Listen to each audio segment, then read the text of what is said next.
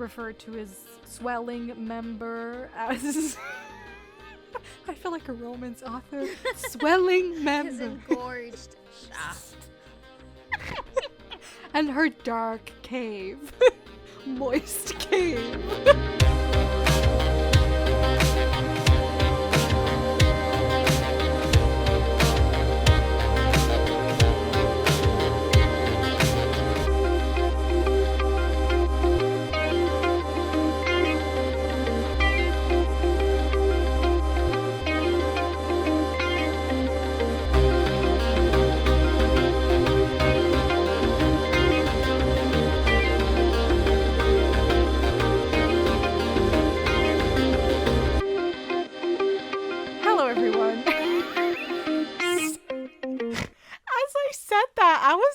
I was just gonna change it all, and it was for a second there I forgot what the intro was. Hello everyone, welcome back to Romancing the Monsters. I'm Em. I'm Seff. And today we're back with the Black Dagger Brotherhood. Whoop, whoop. We're doing, and we say this often, you know, that it's a long-awaited episode for Seff, but like truly, we actually really do mean it today. This is the one. This is the book I needed you to get to. Yes, and yeah. Like not even in the context of like an episode. Like you've long awaited for one of us to read this book, just like yeah, so I can talk about it with either of you. Right. Apologies for any weird noises. I have a dog right next to me. I just want to... If there's weird noises, it's not me, it's the dog, okay? Puppies are gonna puppy, okay? But before we get to Lover Awakened, which I don't think I said that, but that's the book that we're talking about today. Lover Awakened. We're talking about book, Zsadist. Zsadist and Bella. Oh my god, no, you have to stop. Please. Which is the third book in the Black Dagger Brotherhood. So we've made it this far at least. Yeah. 3 books in. Who would have known? After the first episode, who would have known, truly? I know. So we don't know when this will be posted, but as we are recording this, Persuasion on Netflix just released, released like a week ago.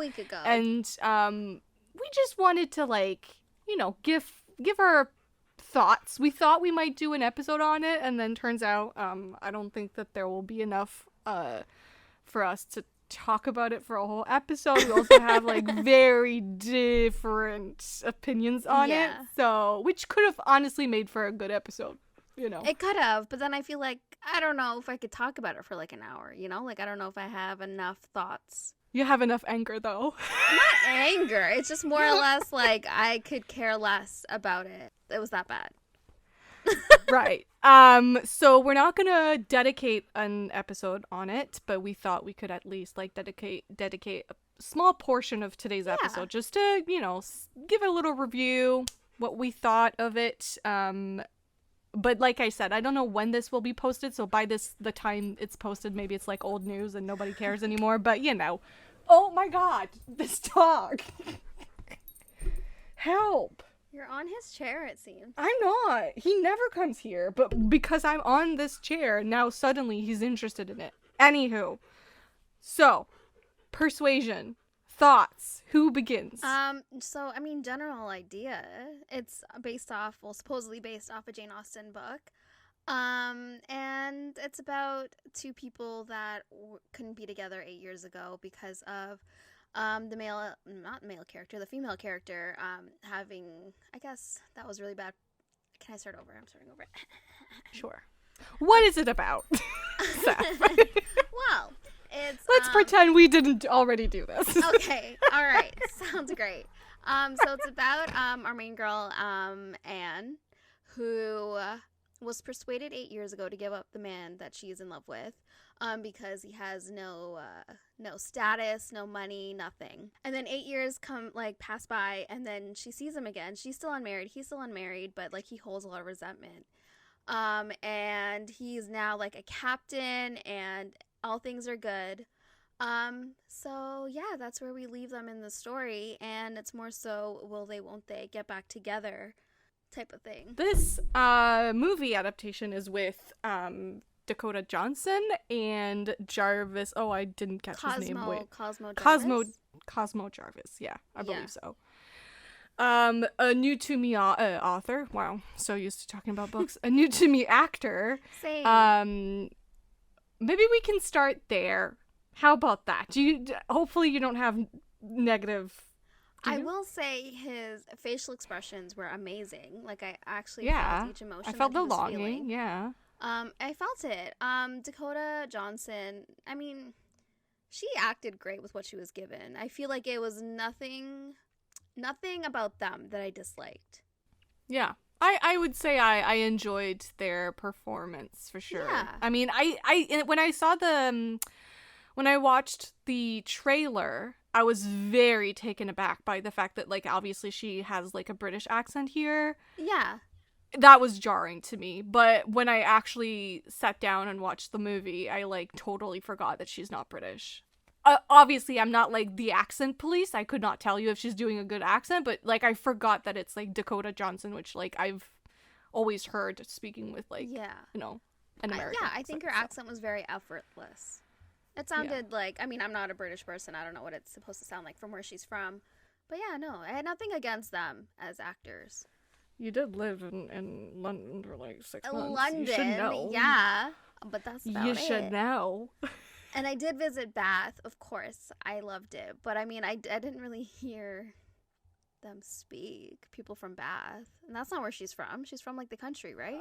Yeah, I guess so. Also, I mean, it doesn't really count because, like, I imagine the accent back then must have sounded differently, like, different from today's. What did you think about it? Well, I actually enjoyed it quite a bit, personally. I have to say, fair disclaimer, I've never read Persuasion. I could actually out myself right now and say I've actually never read. No, that's not true. Oh my god, I was gonna say I've never read a Jane Austen book. False. I have Northanger Abbey, which is, like, the one book that nobody reads. You never read Pride and Prejudice? What? Anyways, for some reason I thought you, even with school, you never read it. No, they had us read Northanger Abbey, which is why I read that book, because otherwise I wouldn't have. I mean, I do want to. It's not like I don't want to, but, like, so I'm not obviously a Jane Austen purist. I don't know what her books are really like because I haven't read the, like, major ones. I've also never seen any adaptation of this story, so, like, I went in with, like, as general audience as possible, you know, like, no expectations, didn't know really what the story was. I mean, a little. I'm not, like, clueless, but that's a fun pun when you think about the Jane Austen adaptations, actually. But yeah, I enjoyed myself. Like, I'm not gonna lie, it's not a perfect movie. But to me, it worked. Like, I was kind of just, like, enjoying it for what it was, and, like, I could definitely see myself, like, rewatching it some years in the future. Like, I don't have this, like, you know, need to rewatch it, but I could see myself, like, you know, feeling like, oh, I feel like watching, like, a period piece, but that feels a little modern, you know?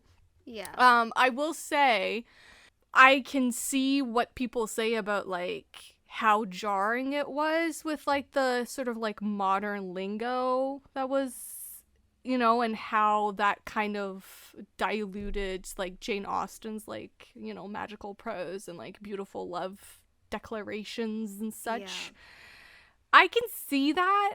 I will say I didn't love that, but I didn't hate it either. Like, I kind of just, like, I just took it as it was because I was just like, okay, that's fine. Like, you know, I don't mind that.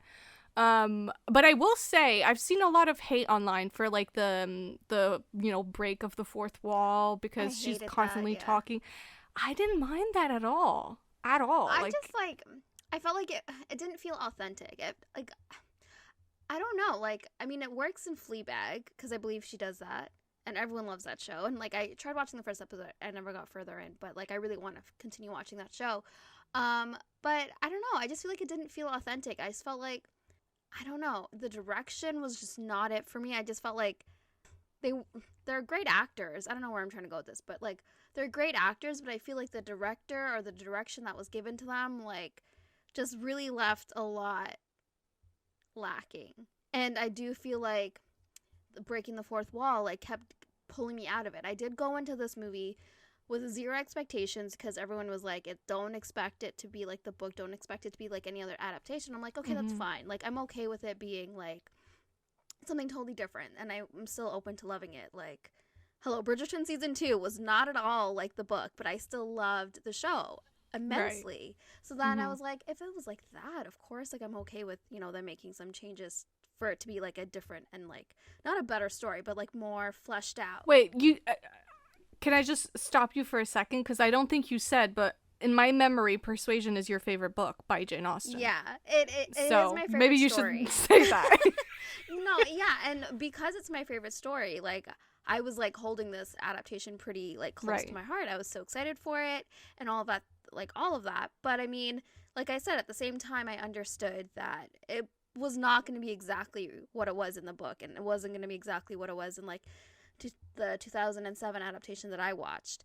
And so I said, I went in with zero expectations, and I wanted to like it, and I just couldn't. One, yes, like the breaking the fourth wall, but also, like I said, the direction. And I just felt like the cousin, who's played by Henry Golding, I just felt like he was so, like, comically villain-like that it just was like, what the heck am I watching? And I also felt like the characters weren't fleshed out at all. I knew nothing about them. Yeah. Can I add something to the Henry Golding character? Yeah. I felt like he was not needed. Yeah. And, like, I know that sounds weird because he's, like, clearly set up to be, like, the eye candy here. But to me, a pretty face ain't enough. Like, for me, Cosmo Jarvis, hopefully that's his name, like, yeah, sure, he's not, like, you know, a beautiful kind of man, you know? Like, he's obviously, like, more like an Adam Driver, you know, like yeah, he's like rugged and like like you're right, he's not traditionally attractive. He looks unique, but like for me, he was portraying such emotion, and like I was really interested in looking at his face. That I was kind of bothered by the Henry character, because I was just like, you're just here to look pretty, and like for once I don't actually care. Yeah. I would rather spend more time with that other character that I find much more attractive in like an unconventional way. Exactly, and that's the thing. I felt like his character, Wentworth, barely got screen time, and when he did, it was like in the end for 5 seconds, and oh, they're back together, and here's a cute little epilogue, and that's it. Right. Yeah, and when I say attractive, I mean, like, yes, physically, but also, like, obviously his personality, like, what his life, like, it felt like that character deserved a little bit more of, like, a story, you know, like, who is he? What does he do? They all deserved a little bit of a story. Yeah, but I mean, obviously she's the main character, so I understand why she's like the focus here. But the whole Henry side plot was, I wish they would have done away with it, which I understand why they didn't, because I understand that character plays a part in the book. Mm-hmm. But I feel like they could have kind of done away with it, and it would have been like a good adaptation. No, and then they also tried to make it funny, and like the whole thing in the end when like you find out, oh, like he was making out with the dad's future wife or whatever. I was like, and then like laughed it off, and that was it. And I was like, okay, let's just like, they just totally dropped that storyline, which obviously, yeah, they want to get to the main couple, which understandable. That's what I wanted. I don't know. This movie did not work for me at all. I would never rewatch it. That's it. It worked for me. Right? Yeah, and that's fine. That's fair. It's a modern take that isn't literally Clueless, but also isn't like Bridgerton, which I think they were trying to stay away from. Obviously, it's Netflix. Like, they're not dumb. Like, they have Bridgerton. They don't want something that competes with Bridgerton. They want something that like would work for fans of, you know, Bridgerton, if that makes sense, without making it just a copy of it. I think I could have appreciated this one more if they did make it modern. The only thing that made this not modern was I guess the clothing. That's it. It was modern through and through. I don't mind it though. But okay. I don't know. Yeah, no. That's fine. And like I said, it's just in my opinion. I think it would have worked. Could have maybe worked. I don't really know if it was modern fully. Well, Seff, how about you make your own persuasion? I would not make it modern. I would just no, but how follow about you make your own the way? But then, like, what's the fun in just repeating the same thing over and over again? Like, at least they tried to make it a little different. Because, like, your 2007 adaptation, I imagine, like, you love it because it's so close to the book. But then it's like, so we're just gonna rehash the same thing, the same way, in the same framework with the same. Like I wouldn't say it's like exactly to the book. It's more so like they understood the assignment. Like the intensity was there. But is it historical? Well, yeah, historically accurate for sure. But I mean, at the same time, I feel like this one was just missing the magic. And I don't know like how they could have fixed it, how they could have I mean, I know how they could fix it, but we're not getting into that. But it was just not my idea of what it was. And that's fair. I mean, I should not put my own idealizations or whatever on it. And, if you like it, you like it. I didn't. I will say my last critique is that the letter should have been read in his voice entirely. I literally screamed at my TV when it was read in her, with her voice. Like, I understand what they were going for, but, like, it needed to be him. It needed to be his voiceover from start to finish, especially when he starts reading his part. Like, he's obviously so good that you want that yearning and longing from his POV with his voice. Like, you want to hear him tell you that he's half hope, half agony, and you want to imagine yourself in those shoes. That's the thing. That letter, Marge, I'm telling you, it literally gives me goosebumps. It literally gives me like the phantom heartache syndrome. It literally was everything, and for her to read it broke my heart because I was like, okay, the saving grace of this movie. I kept telling my sister and my mom, the saving grace will be the letter. Don't worry, we'll hold on to the letter. It'll be fine. The damn letter was not read by him. But yeah. Well, from I was gonna say one broken soul. He's not like broken, but you know what I mean. Well, from one man that loves only one woman to another. I was gonna say from one man that's half agony to one man that's full agony. I like that one better. Let's move on to Lover Awakened, shall we? Yes. Zsadist, Bella. What happens in this book, Seff? Well, this book picks up exactly right after the second book, Lover Eternal. So Lover Awakened, we know at this point that Bella is captured and imprisoned by, I believe he's a four lesser, I don't know, one of the lesser leaders. And Z is... Mr. O. Mr. O, yeah, there you go. David. Yes, David. Z is like on a warpath trying to find Bella. And he's basically, like, not eating, not sleeping. He's just, like, gonna kill all the lessers until he finds her. And then we finally see Bella, who is imprisoned underground. And she's actually being... It's weird, but her lesser is in love with her, and he's trying to woo her. Right. But because he thinks she's someone else. Like, he's a little crazy in the head. Yeah, but then he also later on... I don't even know if it's that further into the book where he, like... realizes Bella is her own person and he loves her more than Jennifer. Right, yeah. In his a little twisted sick way. in the head. Yeah. So basically, yeah, she's abused and like her lesser is in love with her and she really doesn't think she'll ever make it out, and it's it's pretty bad. It's pretty gruesome what happens. And she finally has this opportunity when she releases one of the civilian male vampires who was captured to be her food. She lets him go and she tells him, like, send the Brotherhood here. And so she gets rescued and things kind of get started when she won't leave Zsadist alone. He's the one that rescues her and pulls her out of the hole, and she won't let him go. She clings to him as like her savior. Yeah, the story continues as she tries to break through his shell, and him learning to lean on someone and learn to live again is basically where the story goes. Right. So, Marge. So, what did you think about this book? Are you serious? Are you serious? You didn't like it? Okay, I'm done. This is Sephra retiring from romancing the monsters. Peace out. With Bye. you. I am messing with you. You better be, or else I'm gonna kill you. I'm gonna come all No, the way there and kill you. I really enjoyed it. I definitely my favorite so far. Yay. I love Zsadist. I really do. I like Bella. I have like a little tiny thing to say about her character, but no, Zsadist is love that man. Little baby. I love him. Little broken baby. He is just I love him. Kind of want to give him a hug. Tell him even though he wouldn't take it. Right. Well, say I was Bella, I would just like force myself on him, you know, like force a hug onto him. Yeah, and just, you know, tell him that it's okay. It's gonna be okay. Like, you know? I love you. I think you're amazing. loved, baby boy. You know, you deserve to be happy and you deserve safe. the world. Right. I just love him.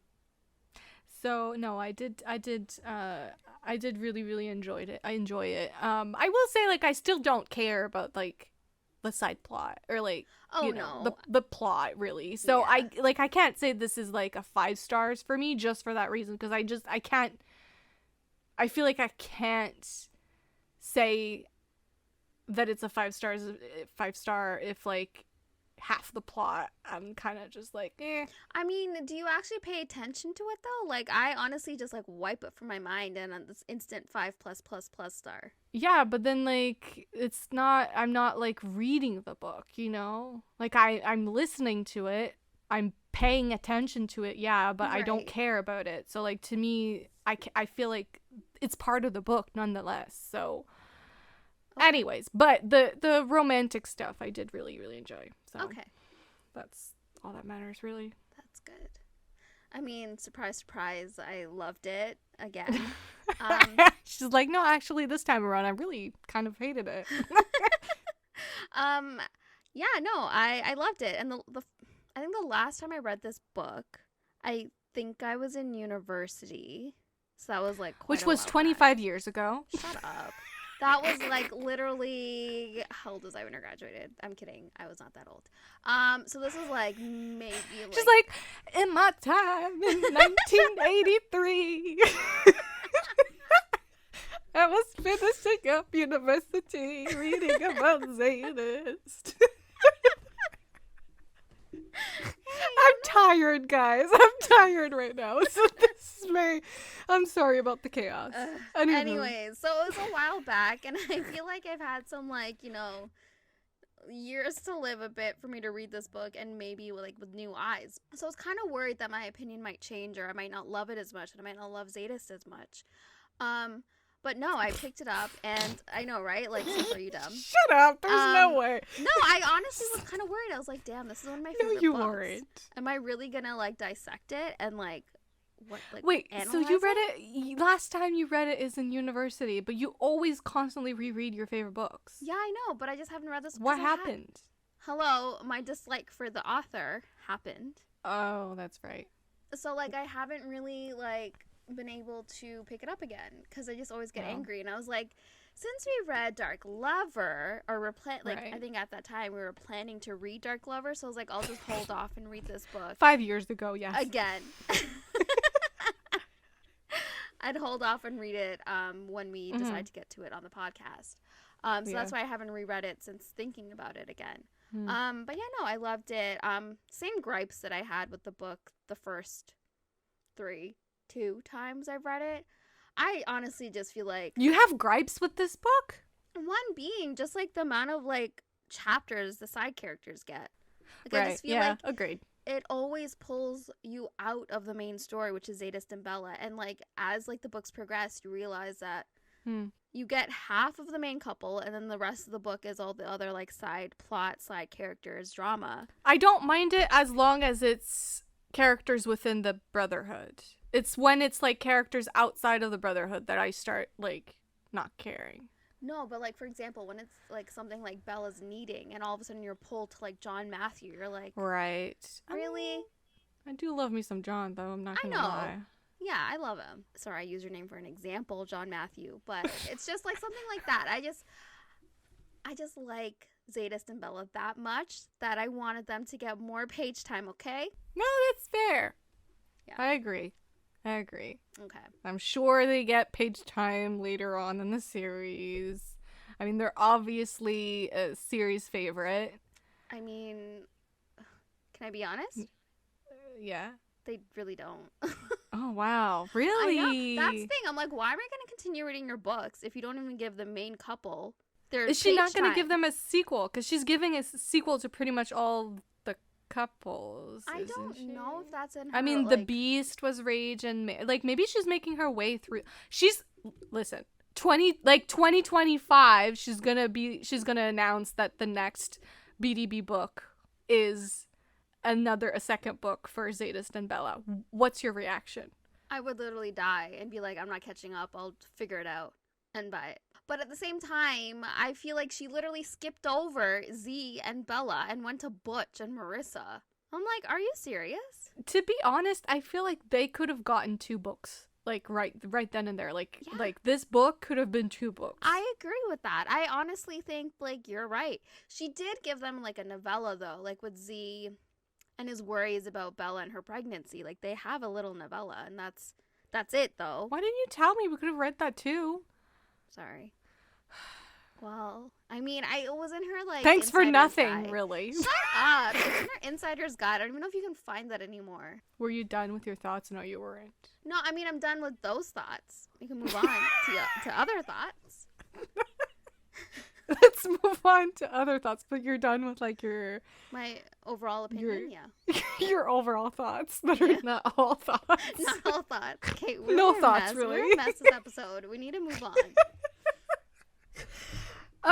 So I think we ended last episode on the series kind of talking about like how Zsadist is different from what I was expecting. Yeah, no, that he's actually like kind of soft and definitely misunderstood. Mm-hmm. So this book kind of opens with him. He's at Bella's house. We learn that he feeds her fishies, that he waters her plants.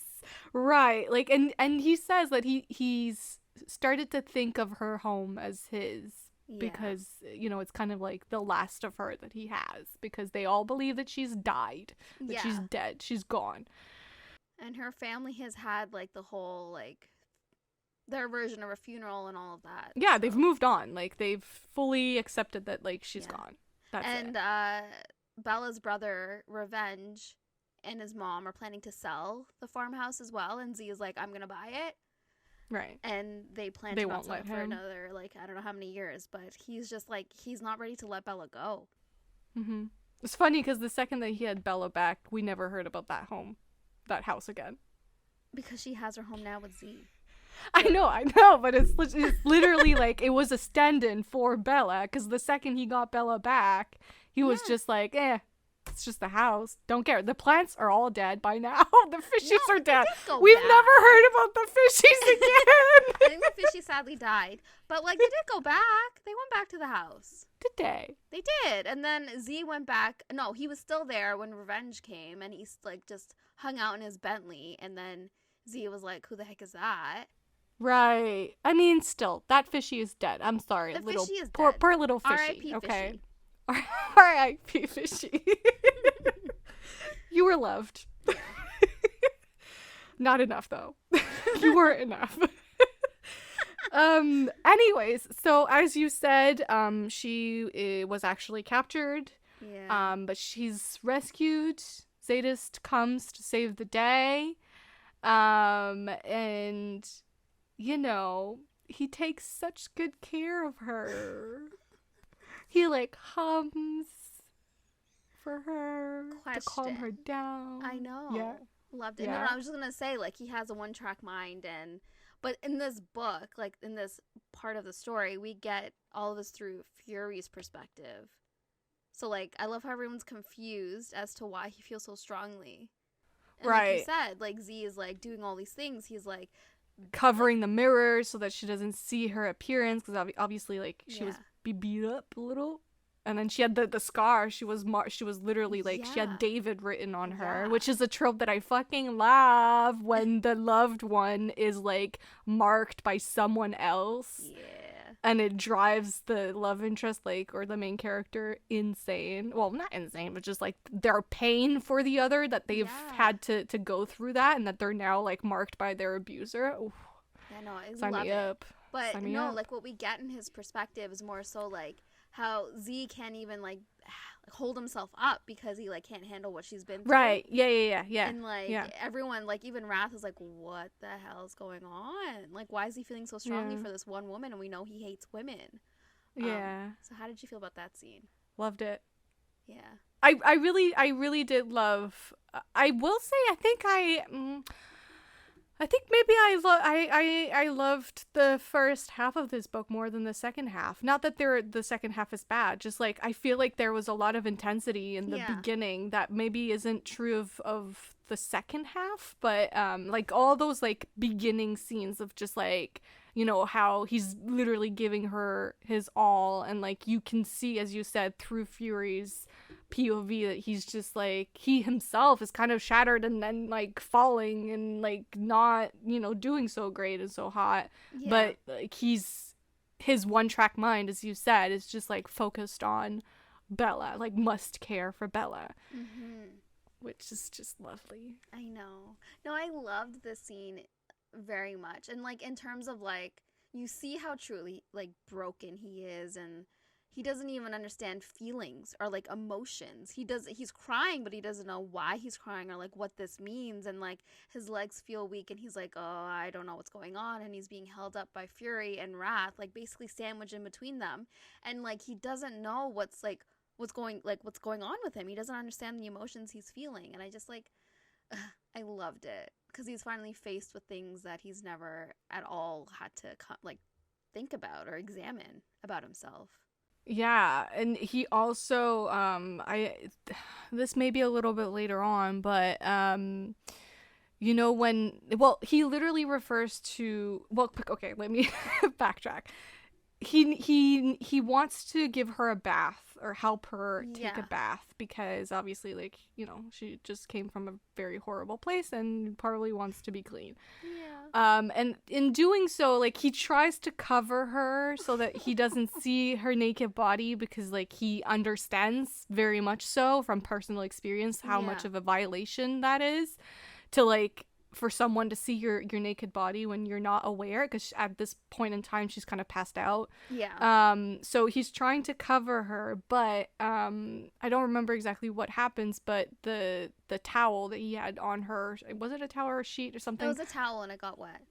It got wet, but it also didn't like slip or something. Like he fully saw her boobs, I think. Well, it started slipping, but I think it more so molded to her body. Right. Anywho, he felt like he saw her naked body in that moment, and he felt disgusted in himself, not in her, obviously. He got turned on, and what was interesting to me is that he refers to his member as an it a lot. And like that just proves or shows really how he like dissociated from his own body, specifically his sexual organs, because of everything that was done to him. Like that was kind of stood out to me when I was reading it, like in those early chapters, how he makes a point of constantly referring to it as an it, like it's like this like ill thing that's on his body, but he really doesn't associate with it in any way, shape, or form. It's kind of just like doing its own thing and reacting in certain ways, and obviously directly linked to his trauma, because obviously she was his mistress was drugging him or using this cream lotion thing that would like make him erect, so he never had control over it. So it makes total sense that in his brain, like that part of him is separate, because it's always reacted in that way, in a separate way, been forced to react in that way, if that makes sense. So, but I just thought that was so interesting. Like that was really well done, of like trying to show his psyche and how his brain works and how he views himself now, without like making it you know, this huge thing. Like, it's quite, like, it's a small detail, but it says a lot, I feel like. Yeah, and I love being in his head because I feel like we don't really know what he's thinking at all. Even when we're in his head, we don't even know what he's thinking. But I just feel like, I don't know, like, when he said that he's probably the only male that wishes, like, he didn't have a dick, yeah. I was like, damn. Like, it just, like, it breaks my heart because, like you said, he holds this, like, animosity towards that part of him. And it's, like, like, you talked about it. Like, the mistress took advantage of him and, like, made him do things that he never wanted to do. And he would be crying as she's, like, literally trying to, like, you know, get herself off. And he's been a blood slave for 100 years. Like, that's insane. Like, he was not his own person for 100 years. And before that, pre-transition, he was kidnapped from his home. And he, as a child, grew up as a servant in this, whatever house this was. And it's just, it's heartbreaking to know that he never knew who he truly was. And even when he does find out, he doesn't connect himself with who he was before. Yeah. And there's this, like, really sad moment in the book, or devastating, really, where, so Bella, when she wakes up, she sees him and she screams. Obviously she's a little disoriented, like, I think wasn't she like kind of having a bad dream or something, and then she woke up and saw Zsadist. Yeah, and she still had like the salve on her eyes because the stupid lesser literally sewed her eyelids together. So she couldn't see properly. Right. So she wakes up and she sees Zsadist and she screams, and then, like, everyone comes running, obviously, and it just, like, it's devastating, the moment where we're in Fury's POV, or it switches to his POV, and he, like, enters the room, and, like, his first assumption is that he was trying to assault her. That broke me because it couldn't be further. Like, he was caring for her. Like, he's shocked. Like, he's shocked that she reacted like that to him. Like, he's literally like, get her away from me. Like, I don't wanna cause she's her scared any, of me. Like, I don't want to, like, he's like really deeply troubled by the fact that she's screamed seeing him like that. He's like, oh my God, like, just take her away. Never let me see her ever again. And it's like, and the fact that everyone just assumes that he was trying to assault her. Well, yeah, it's like they assume that he was killing the prostitutes in the city. It's like they assume the worst of him. And yeah, sure, it's because he doesn't let them see anything different. But at the same time, it's like, this is the man that came to your room, Fury, who, like, asked you to show him how warm he needs to make his room on your temperature thing. And it's like, he's just so caring. Like, how do you just jump to that conclusion right off the bat? They take Bella to another room, but then she can't sleep, I think, and then she goes back to find Zsadist, who, like, doesn't understand, and, like, he's kind of like, no, you're scared of me, like, get away. And because he was naked too, we should say that. Wasn't he naked when she woke up? Well, I mean, he kept his shirt on. But then he took off his bottoms. I don't know why. I think because were they wet or something? I don't know. I think they were. Yeah, I think they were. But he, like, holds them over himself as he sleeps on the ground. He, like, yeah. He sleeps naked, doesn't he? He does, and he doesn't sleep with any covers. Yeah. It's just really heartbreaking. Probably because that's how he was sleeping when he was with this mistress. No, I think he said because he didn't want to feel any sort of comfort or something like that. Oh, God. Boo-boo. I know.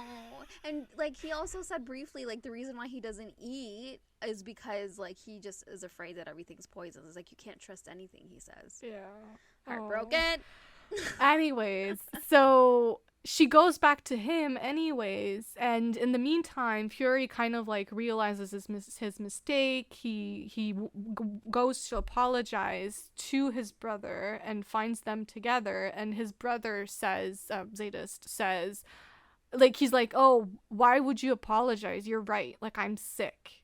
Like, that also broke me because you're like, yes, Fury, like, go and apologize, like, that's so important, only for Zsadist to be like, no, you're right, like, that's exactly what I am. I am the kind of guy that assaults women, and like I am sick, and I will contaminate her with my just presence, you know? Yeah, he's worried about like ruining her and contaminating her and just making her dirty because all he sees on like himself is dirt and like just uncleanliness. And it's just what also breaks my heart is like the way, because Fury was looking for Bella because he has this weird like not obsession, but he also feels like a connection to Bella, and he looks for her because he doesn't find her in the room that he put her in. And when he goes into the room, he sees Bella literally trying to reach out to Zsadist, and Zsadist is like not covered on the edge of the bed, and it, like Fury's like almost falling no over. Way this is comfortable. Yeah, and it's like off. That's when he realizes he's wrong, because like Z is just, it's just so heartbreaking to like read about him and like everything that he's going through, but like just to see physically where he's at in this like journey of, I guess, self-discovery and like love and all of that. It's just breaks my heart. Yeah, I feel like this episode should be called Zsadist Breaks My Heart, but that's just that's just it.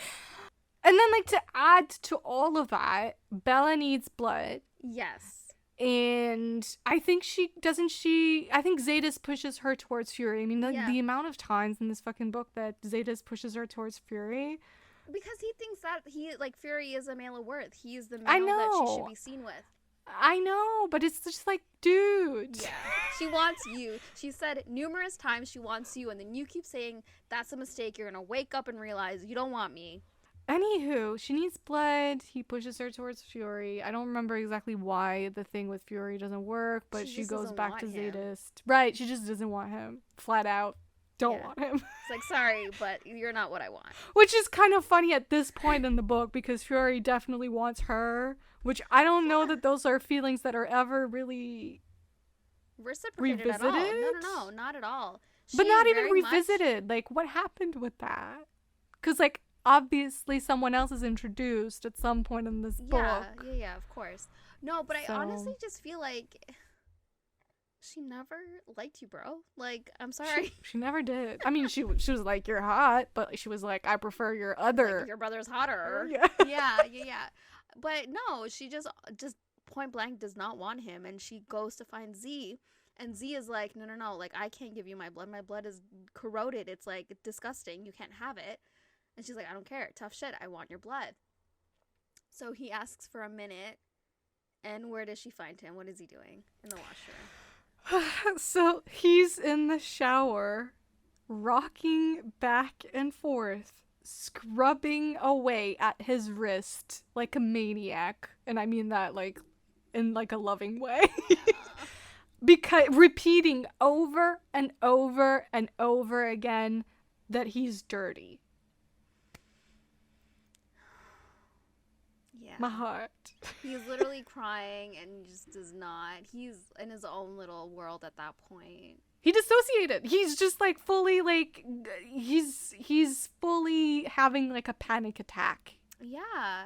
Thinking about the fact that his blood, his dirty ass blood, is going to enter that precious body of hers. And also, sure, there's that, and like he obviously thinks he has a mistress's blood in him. It's disgusting. She's gross. But it's also, she's the only one that ever fed from him, the mistress. And it wasn't by choice. He never chose to feed her. And it's just, he doesn't want Bella anywhere around it. And he has like the slave bands on his wrist and his neck. You know, that's where like you more or less feed from. And he doesn't want her anywhere near them. And it's just, my poor baby went through so much. Yeah. Like he dead ass thinks it's gonna kill her. Yeah. And he's like, it's your funeral. Yeah, like, you're gonna die. If you drink my blood, you're gonna die. And he, like, he more or less just lets her have it, because she is not giving up on it. She's like, no, I want your blood. And so she drinks from him, and he feels like it's not that bad, but he's still very much, like, getting PTSD from his past. Which, you mentioned PTSD. I have a question, and I think that's my small critique of, like, the Bella character here. Obviously, you know, you fully understand why he has the amount of trauma that he has. Like you said, he was, you know, someone's blood and sex slave, really, for 100 years. I felt like, you know, Bella went through something that is also traumatizing. Not for as long, obviously, but it wasn't, she wasn't raped, thank God. But her situation was kind of fucking messed up, you know, and her body wasn't spared, you know. So like you said, like her fucking eyelids were sewed shut. Like you can imagine it wasn't a pleasant time in there.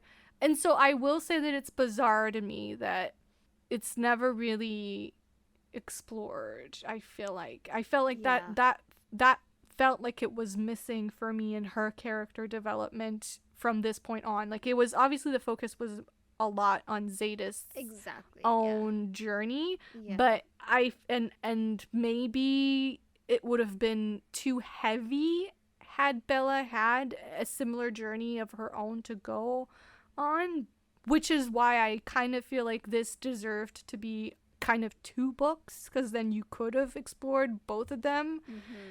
And I feel like it would have been beautiful had they like healed each other, type of thing.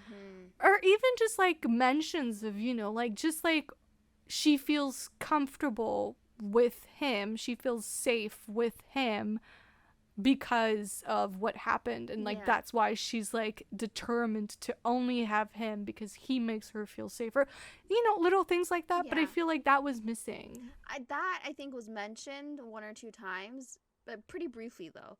And it's like she wants to spend time with him because like she kind of realizes, not that their traumas are similar, but it's more or less like they kind of were, you know, taken advantage of. They were, you know, they experienced similar situations, not to the same extent in his, but I do feel like J.R. Ward focused more on Z's trauma, which understandable. He's, you know, 100 years of it. That's a lot to unpack.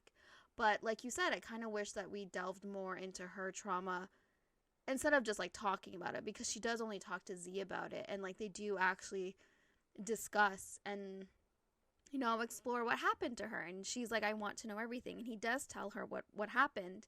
And she does allow herself to not grieve who she was before, but also like reflect on what happened and who she was as a person. And like, you know, she had to face her own like demons, and she had to go to the place that she was abducted from, which was her home. And I feel like she had to be more of like a pillar of strength in this book for Z, because if both of them were, you know, very much suffering from like, you know, their trauma and like had PTSD, none of them kind of what I think would have like, I guess, broke that barrier.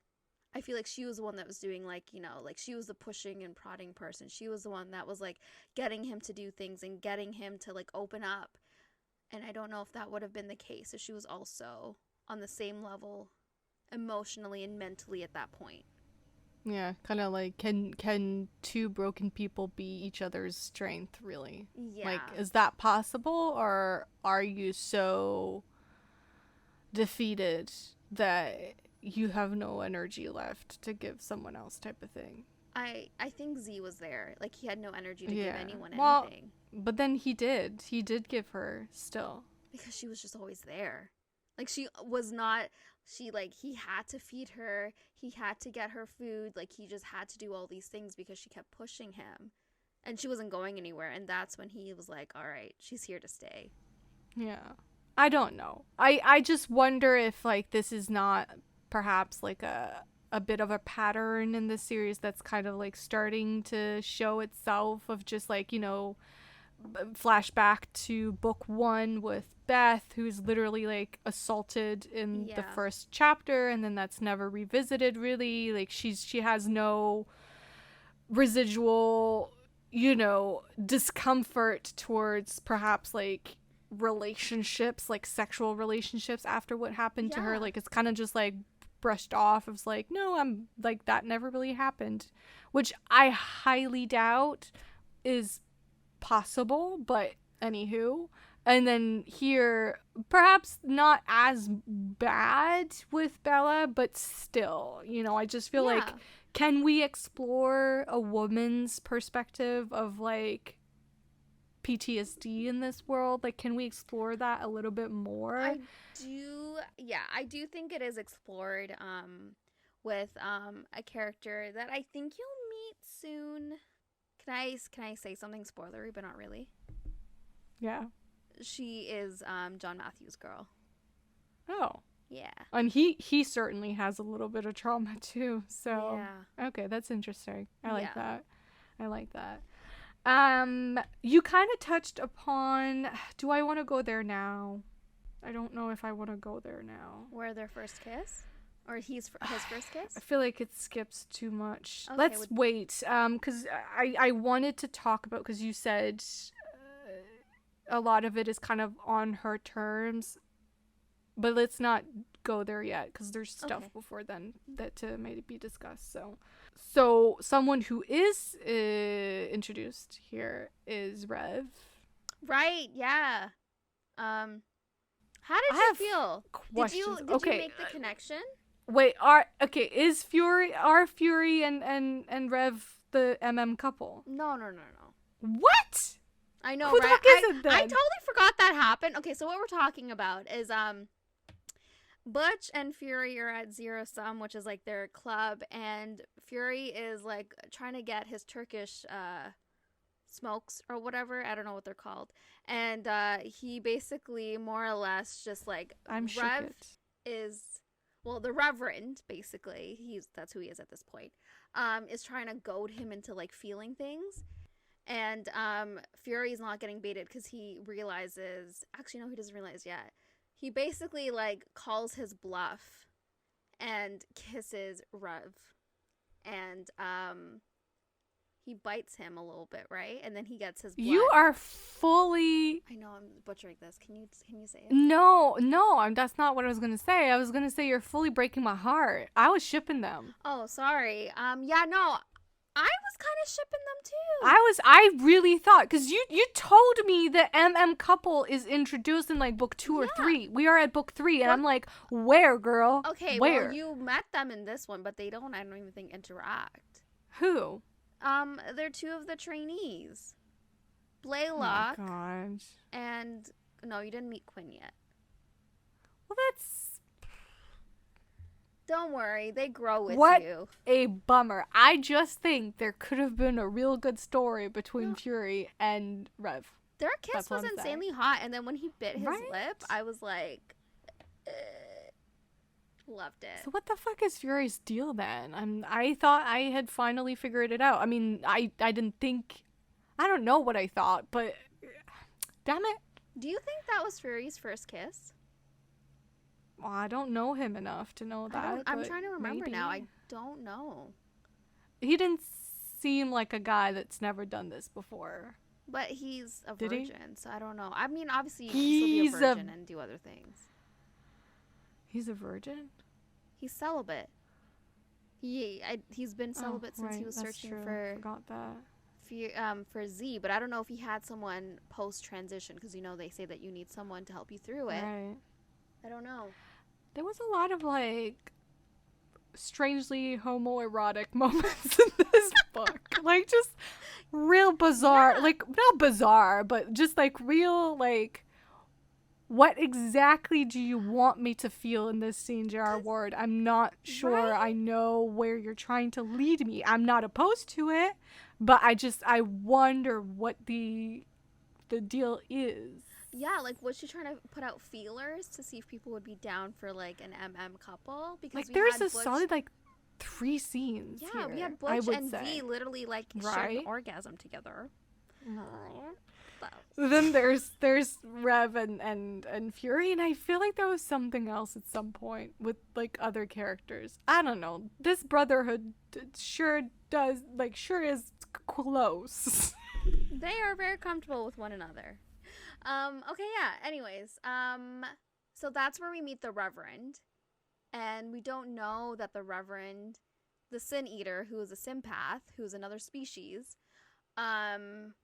is Bella's brother until the end. So how, okay, this is a question I had. Yeah. I had it at the end of my notes, because it kind of, the book more or less ends with that.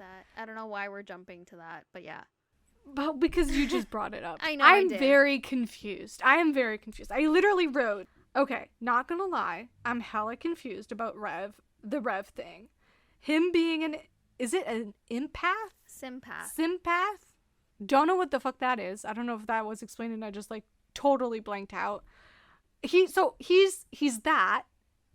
And is he also a vampire? I'm trying to remember. I think he's half and half.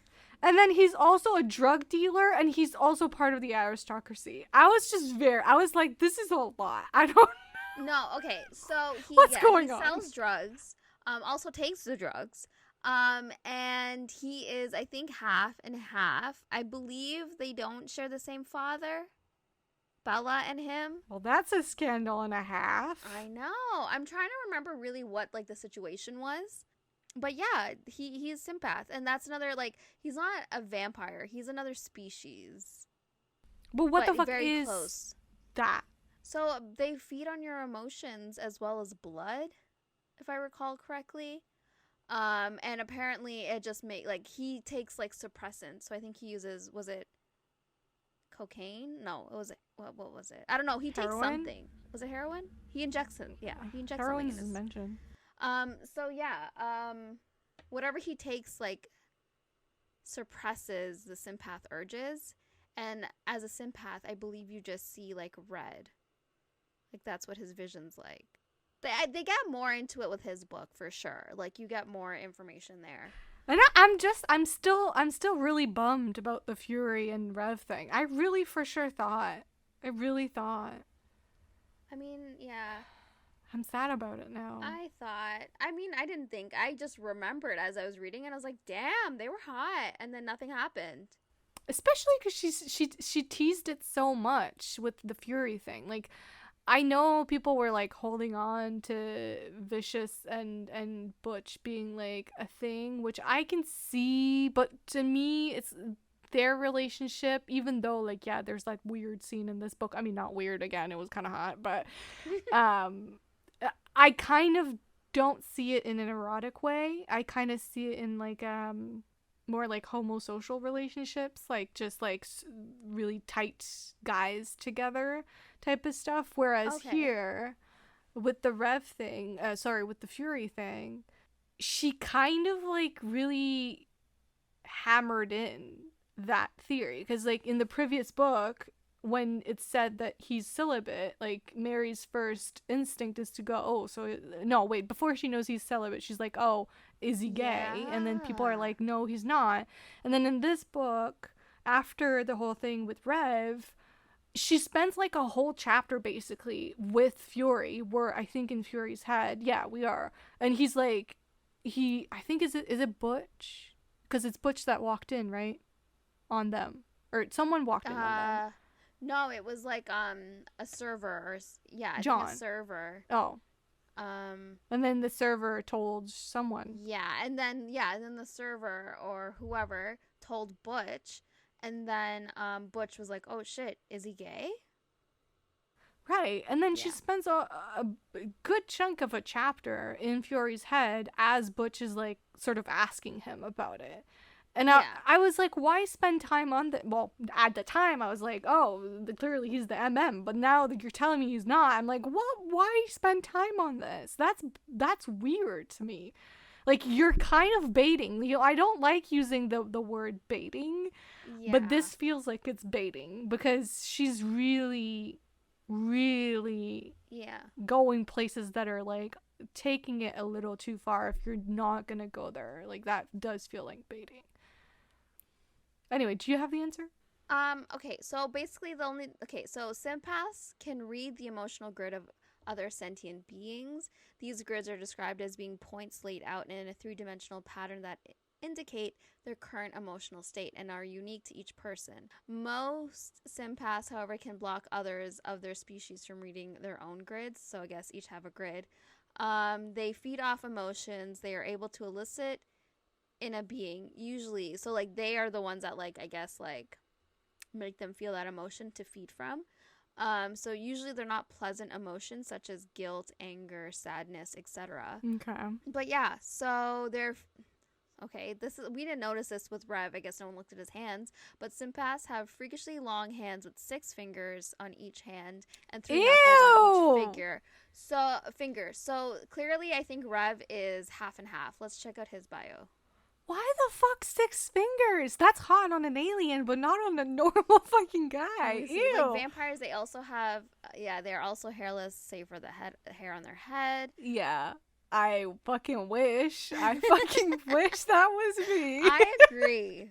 I mean, nothing really else is that different. Oh, their vision is two-dimensional and in shades of red. The emotional matrix of people, however, I can't read. However, presents three-dimensionally. What? Mm-hmm. Okay. Mm-hmm. Okay, well, I guess that makes sense. So they see in 2 dimensions, but like the emotions they can see in 3 dimensions. There you go. That did not make sense grammatically, but it's fine. How the fuck do you see emotions in 3D? I don't know how you can see emotions, but they do. Okay, so revenge. What? Yeah. Revenge was okay. Oh, yeah. Okay, so I think you find out in his book, but they don't share the same. They don't share the same father. Him and Bella. Oh God. Okay. So they're another species, but they can clearly pass as vampires if need be. Well, Rev can. Let's ignore the 6 finger thing because I don't even want to think about that. Let's go back to Zsadist, who only has 5 fingers on each hand. Yeah. As we like him. Well, actually going back, well, no, not going back to, but in reference to the scene where, you know, he was helping her, giving her a bath while she was unconscious. He saw her body. He felt disgusted with himself, referred to his swelling member as... I feel like a romance author. Swelling member. His engorged shaft. And her dark cave. Moist cave. Her moist petals or oh god, unfurled petals. Ugh. Oh my Anyways, god. Continue. His swelling member. Which he refers to with an it. Referring to that, he later on in the book apologizes to her. Yeah.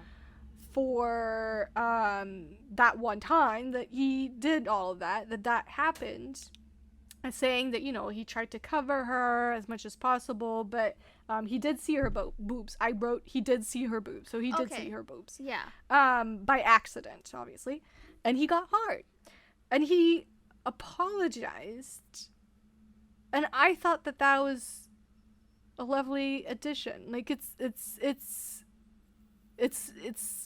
not like, I don't know, it feels like an important scene, even though it's a small scene that I feel could be disregarded because it's kind of just like, you know, but to me it's actually really important because even though she was unconscious, he made a point of telling her, of making her aware that something happened which she did not consent to, and he apologized for it.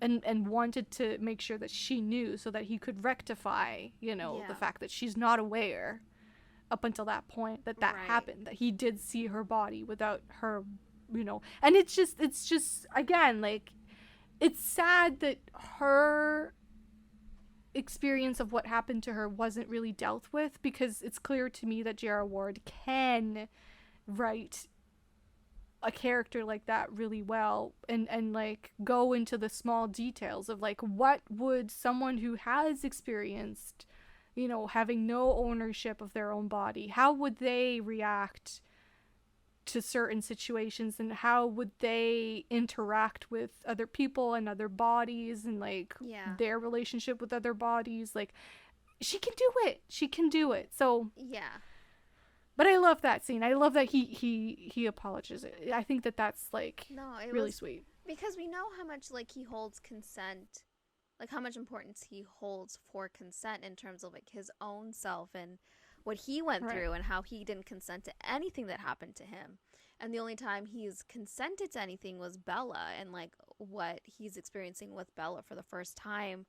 But this makes me question, how did you feel about then his treatment or his way of rationalizing having sex with the human prostitutes. What was his rationale? No, that I don't know if it's just like, does he think that just because he pays for them, it's okay because they don't want it? They're afraid of him. They aren't even wet when he's ready. Why does he do it? You know, because he doesn't even come. So it begs the question, like, what is the point? They're not enjoying it. He's not enjoying it. Or at least maybe he is enjoying it, but to a point, because obviously he doesn't let himself go all the way. So what's the point of the feeding? Unless it's the whole idea of, like, trying to claim it back. Oh, I thought you were going to say the feeding, just like the fact that he gets turned on. So he's just like, True. Might as well. Like, it's kind of like a physical thing, not like a emotional thing for him. That could be it too. Although, to be honest, we're never really in his head when he is feeding. And when we are, it's not like for anything. Like, he knows what he's doing. Yeah. And it's not something good. I don't know. I don't have thoughts, but maybe that's because, like you said, we didn't really see that. So we can't really speak on something that, like, we don't know truly why he does it or what he's thinking when he's doing it. Right. But I do think, like, if I had to make an assumption, I personally would think that it's just like a physical reaction to the feeding. Okay. That, like, he does it, they don't enjoy it, he doesn't enjoy it, but it's just like he gets hard. Okay, but TMI, imagine not being ready for, like, his tree trunk. Enormous. Ow. That's the word. That is the word that she uses in the book. Enormous. I wrote it down. Enormous with, like, a bunch of S's. Yeah, everyone keeps talking about how big his dick is, and I'm like, ow. And can you imagine? He's literally a twig at this point in the book. Like, can you imagine? How is he not falling over? Okay, now that you just said that, I'm literally just imagining that stupid-ass book we read. It wasn't stupid. It was just, like, traumatizing now that I'm thinking about it in terms of Z. Which one? The one, sorry, it's not stupid, I shouldn't say that. But the one, I actually enjoyed it. The one where... Stupid-ass book that I enjoyed. No, you remember it was part of the anthology, was it Big Feels? Mm-hmm. Where the demon needed, sex to get bigger. And, like, he was just carrying around, like, this big-ass dick. Until he kept feeding, and he grew with his dick. Yes! And we were like, but he was tiny. He was like this little tiny guy with, like, a huge dick. Yeah, I mean, it was a fair question that we had, because it was like a third leg, literally, in this case. Yeah. Yeah. I mean, I don't know. I mean, listen, Zsadist has a huge dick, and the rest of his body is skinny as hell, but not that part. That part is... Yeah, but then, I mean, he grows into it, you know? He grows into his dick. He does. He really does. By the end of it. He does. Other parts of his body swell as well.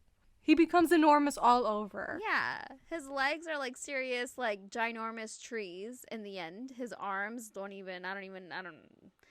he's just massive all around. Anyways, all this, the feeding, the opening up, the talking through things. Yeah. Where are you leading us? Something amazing, which is... Leads to him crying when he's nutting. What? He nuts and cries. Yeah, but you totally skipped over their first kiss. I don't remember their first kiss. Set the scene. So basically, they are talking, and Bella just feels like this immense urge to, like, kiss him in gratitude. So she pecks him on the lips when they're lying in bed, and he's like, "What the hell was that?" And he's like, he just freezes, and he's like, "I don't know what that is." And then she's like, "Do you want me to do it again?" Because he tells her, he's like, "I've never kissed anyone before, and I've never been kissed." And she's like, "Do you want me to do it again?" And he's like, "Yeah, I don't know what that is," but he's like, "Okay, then do it again, but do it slowly." And, like, she basically talks him through it, and she's like, "All right, I'm gonna kiss you now, and I'm gonna put my hand here," and then, like, she introduces the tongue, and, like, it gets hella hot, and he's like extra horny, and he's legit gyrating on the bed, and she, like, sucks a titty piercing. Gyrating. I fucking hate that word. He literally is, like, triumphing the sheets at this point. He is. I just hate that word. What do you want to say? I don't know. fucking the bed. Humping the sheets? Humping the sheets, yeah. Well, gyrating. He is literally Jesus humping Christ. the sheets as she's sucking on his titty piercing. Yeah.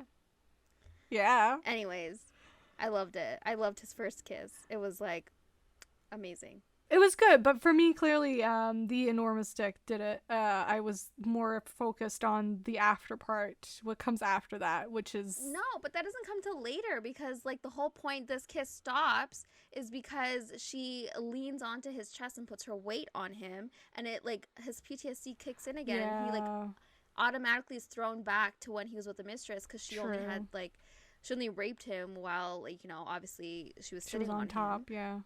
Yeah, she's on top. And so, like, that, like, you know, makes him, like, pulls him out of his, like, first time, you know, going through with, like, his arousal and following through. And he feels like, you know, like, what the hell? Like, I'm never going to be okay again or at all. And, yeah. But still, I just want to go to the, fact that he cries when he comes. Well, we need to set the scene. Isn't it, like, the whole, like... Yeah, set the scene. Set the scene. Okay, so basically, everyone's uber horny in this book, right? But Bella, she's, like, extra horny, okay? And she only wants Z, and she's like, dude, it's you or no one. I'm literally just not... I'm gonna be a nun. Just give me your dick. And so basically, he gives in. He decides that this will only be about Bella, for Bella, and he finally gets to, like, live his dream and eat her out, and will legit do it forever. And he got so comfortable. I loved it. Like, I love the line. It was something like, he looked like a man who would, like, be there for a while or something like that. Yeah. Anyways, so he thinks it's all well and done because she's, like, come a million times. And she still wants the D. And, yeah, so she turns around and, like, she knows his preferred, like, sexual position, so she gets in place. And he doesn't want her that way, and, like, he's had, like, all his other sexual partners in that way, but he doesn't want that. And he turns her over, but is still convinced his, like, his cum is disease, and he doesn't want it in her. Yeah. So anyways, she's having the time of her life. She's, like, you know, she came enjoying and all that, herself, but he didn't. yeah. And he literally pulls out and runs into the bathroom. And now she follows him, and now you can talk about your situation. Right. She gives him a hand job, realizing that he's never come. You know, they have that brief conversation where she figures it out. Yeah. And she convinces him or coerces him really into giving him a hand job until completion, which she does. And he comes and he cries. Okay, you're missing all of it. I just want to get to the crying part. You're so annoying.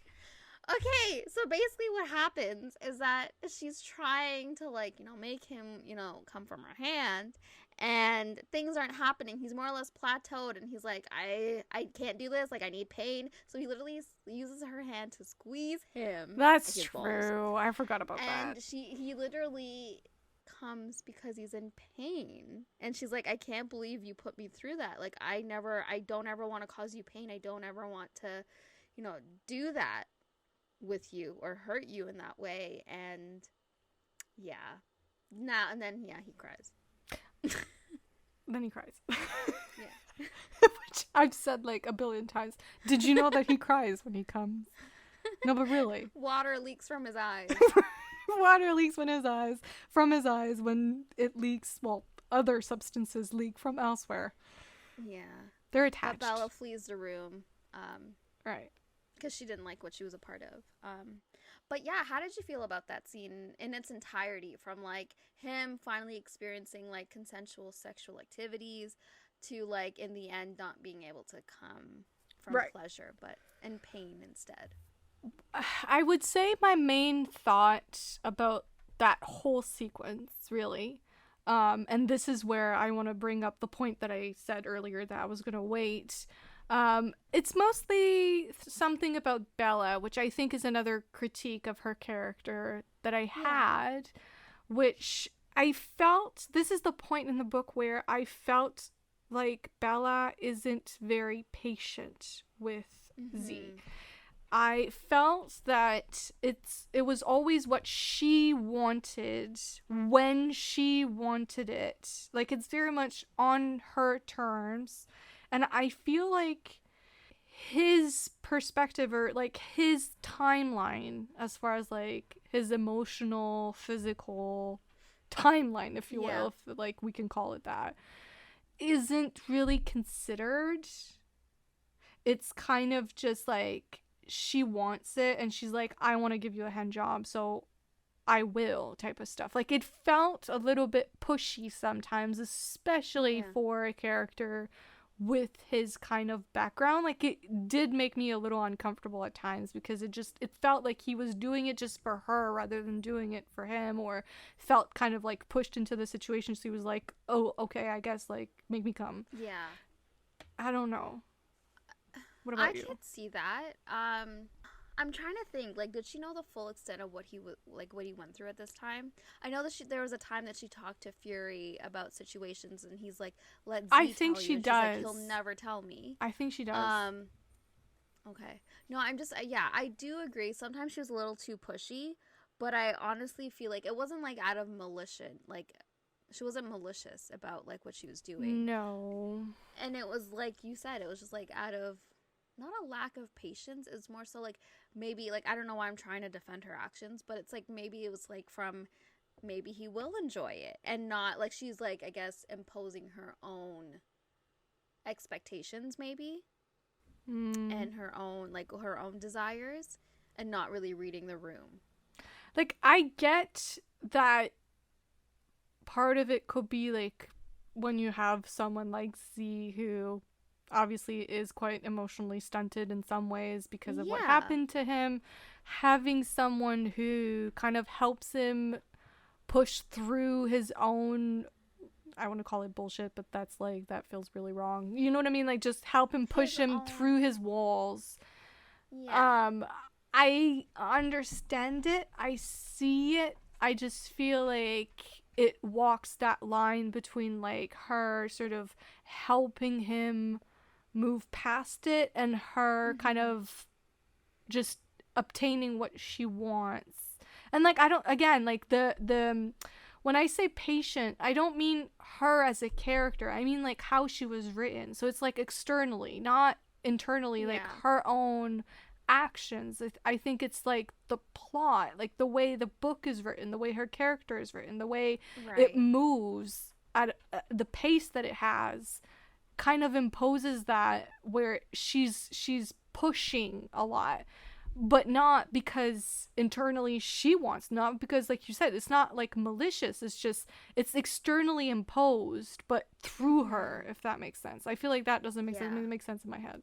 No, it makes sense. And I feel like with the timeline of the book, that's why I feel like you said, maybe if they had two books, or maybe if they had the whole book to themselves, we would have been able to see that like progression and like the pauses in between, I think, if they had more page time. Another thing that is definitely like definitely pushing things forward in a more like forceful way, that's like kind of imposed on both of them at once, is her kneading. Yes, that was my next point. So we get the BDB equivalent of a heat. Yeah. She goes into heat. I mean, I kind of knew this was coming for some reason. I don't know. I sussed it out. I don't know. All right. Well, I mean, because she has that appointment with the doctor guy, and like he says something kind of like, he's like, oh, she's close to, and then never finishes that sentence or something like that. Okay. And right away I was like, I think I know where this is going. So she goes into kneading, which obviously forces both of them. Okay, it forces everyone in the house, let's be honest. Right, They're all everyone's eating breakfast, horny. And like the women are like eating, and then the men just feel restless, and literally all of a sudden they all spring a boner. The fact that Wrath fucking jumped on Beth, I I never felt particularly hot for Wrath, but like right? in that scene I was like, okay, boy. No, and then you have like poor Mary's bringing in like more coffee. And she's like, "Come more coffee, guys." And then Ray just like rips it out of her hand and like I don't even know where he took her. Right. But like yeah, you have all these men that are like springing tree trunks in their pants. Oh my god, I remember what the other scene is. Isn't it Vicious and is it it's Butch again? Like they're in his room both like sporting boners because of that situation. No, like they're smoking pot. Fury and V. Fury and V? Okay, yeah, well, they went. Butch went with John Matthew to Havers's. Right? Yeah, you're right. Yeah. Yeah. So it's Fury and V. So that's the other the third like duo that's just doing weird things. Yeah. I don't know. I mean, there's nothing happens between them. It's just funny that they're both like sitting in bed with boners, smoking pot, trying to forget that this is happening. Like, what is going on? Anyways, so Z right off the bat is like, shit, I don't know if I can do this. I don't want to do this. Yeah. Like, it's her needing. I don't want this. And then he goes to Fury and Fucking he's like, Fury, again. You gotta do this. You gotta go help her through her needing. And then Fury's like, no, she doesn't want me. She wants you. It's not fair to her. Mm-hmm. And he's like, it's okay. Just do it. Like, I'm not going to do it. And then V is like, so you're going to leave her suffering? And he's like, I'll go do it. And he gets up. And then, like, Z literally has a fit. And he goes, like, berserk and attacks him. And, like, clearly he's a bonded male at this point. But he's not allowing himself to acknowledge that. Yeah. And V is like, I wasn't actually going to go take care of her. Like, I'm just trying to get you to, like, get off your ass and go do it. Yeah. But yeah, no, poor Z, but like he needs to not do that. She clearly only wanted you, and she's only ever expressly said she wanted you. And then then he goes to help her through, and he has the morphine beside her bed, and he's like, it's either the meds or me, like, what do you want? And she's like, I want you. Thus starts their sescapade. And that further pushes him in the sense that, like, now not only is he nutting again, but he's nutting in her. And I don't know, I've literally never used the word nutting in my whole life, and suddenly I'm saying it constantly. Why are you saying nutting? I don't fucking know. Me, apparently. Yeah, now he's releasing, if you will, in and her. He's finally experiencing it from pleasure for the first time. Right. Loved it. So that was a thing. That was a big thing. I enjoyed that. He helps her through. She feeds from him, and he like feels like he's like, you know. He feels like an accomplished male. Exactly, and does it? I think it's he wakes up and then he sees himself still hard, and he decides to reacquaint himself with his dick. Was it that? Yeah, I think so. And then she wakes up, sees that, and he stops, realizing like what he was doing. Okay, so basically, yeah. So he wakes up first, notices he's hard, thinks back to when she gave him a hand job, thinks like maybe I can do that again. He's never done that before, obviously, like we said before, like it was an it prior, so it was just like he literally not a thing. Tries to keep touching it to a bare minimum. And she's still asleep, so you know he starts giving himself a hand job. She wakes up, he notices that she's awake, and then like that kind of stops him in his movement, quite literally, and he like realizes what he was doing, and then she's like, no, keep going. So he does, and he once again brings himself to completion. And I just want to say, like, I feel like that scene, to me personally, is actually more powerful and important than the sex scenes between them two. Like him reacquaint. Well, what's the word I'm looking for? Reacquainting. Thank you very much. Yeah. Himself with that part of his body, with his own body in that way, felt more important to me than any of the sex scenes between them two. No, I agree. And like he says it like during that scene, I think it's then, he basically never really even touched himself. he lost those years where males who just transitioned to explore themselves sexually and get comfortable with who they are post-transition. He literally says, like, they probably do this 100 times a day after transition. And he got those years robbed from him. And I thought the scene was so important because J.R. Ward gave him that time to, like you said, reacquaint himself, but also, like, learn to love himself in a way, and also, like, feel comfortable touching himself, because he's never done that. And I don't know, I thought the scene was really important. And also in the scene, he started not calling his dick it. He called it dick, I think. Oh, I don't remember, but probably. That would make sense. Yeah, he started, like, not associating it as something detached from him, but something a part of him. Yeah, no, I just love that scene. And I love that while he, like, when he, you know, was starting to get afraid, or, like, I guess their past was creeping back in, he had Bella beside him to help him through it. And I also love the scene after. We didn't even talk about it. So, like, basically he runs to the kitchen to get food for Bella because she's ravenous, and he, like, saves all the best pieces of chicken for her. It was so cute. Food is not my love language, so I feel, well, maybe I shouldn't say that, but I feel like that wasn't romantic to me. Like, the fact that he kept the best parts for her. No, but like, I just love, like, the way he was thinking about it, and the way he's talking about it, like the way he was fussing over making sure it was, like, the right piece of meat for her, and how, like, he obviously hasn't eaten any meat, anything besides green apples for, like, I don't know how many years, and, like, I don't know who was in the kitchen there. I think it was Fury, and, like, he's scarfing down this meat that he doesn't think is, you know, I guess, worthy of Bella, and it's just, like, he's, like, finally, like, not learning to live, but, like, certainly learning to eat again. Why do they eat? Why do they eat? Yeah. Isn't blood their main source of food? No, nutrition? I think J.R. Ward, I think it's written in the sense where, like, they're vampires, but they still need food to survive. Like, their diet is blood and food. And because they are mortal beings, like, they do age, but, like, it's like they don't age for, like, hundreds and hundreds of years. So kind of going towards characters. Oh, that's a bad transition. So, can we talk about John for a hot sec? Yeah, sure. So, baby John. I love that he goes to talk to a therapist. And that he, after one of his sessions, he's with, I think it's Butch that's with him in the car. I think it's during the meeting. So, like, they went to see the therapist with John.